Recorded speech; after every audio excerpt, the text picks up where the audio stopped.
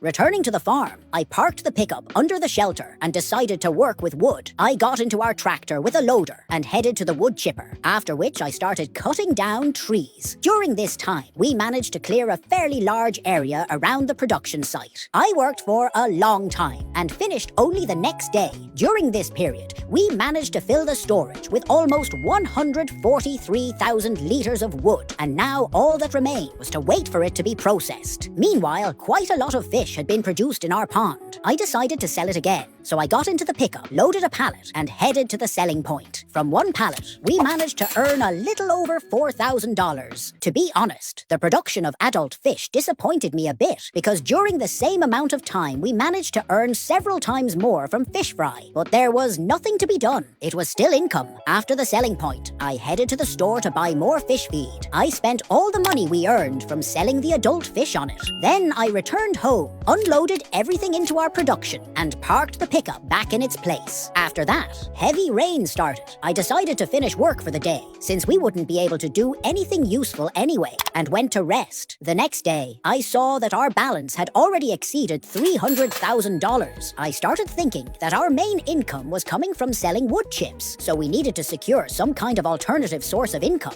I already knew what we would do next, but for that, I had to go to the store, which is exactly what I did. When I arrived, I began choosing a forestry harvester to clear a large area near our farm, because I was planning to create our first field. I liked a harvester that cost $300,000, which would allow us to easily clear a large amount of land. It looked quite impressive, and I thought it definitely wouldn't let us down. I put a worker in it while I drove the pickup myself. The machine moved fairly slowly. After all, it's heavy equipment, so the trip took quite a long time. Still, we eventually made it home. I parked the pickup in its place, then got into our new forestry harvester and headed toward our wood chipper. Since the purchase had heavily affected our balance, I decided to make up for it, and at the same time, test the machine in action. In a relatively short period of time, we managed to fill the storage of our production with a little over 80,000 liters of wood. That's extremely fast. Working with a tractor, it would have taken us an entire day to collect the same amount, while with this harvester, it took only a couple of hours. Overall, I'm very satisfied with the purchase. Since we had already tested the forestry harvester, it was time to start clearing the area. I decided to pile up all the wood we cut down, because transporting it straight to our wood chipper would take too long. So for now, I chose to simply stockpile the wood and figure out later how we would transport it. The work itself wasn't very difficult, but it did take time, because the area for the field needed to be large, which meant the clearing would take us several months.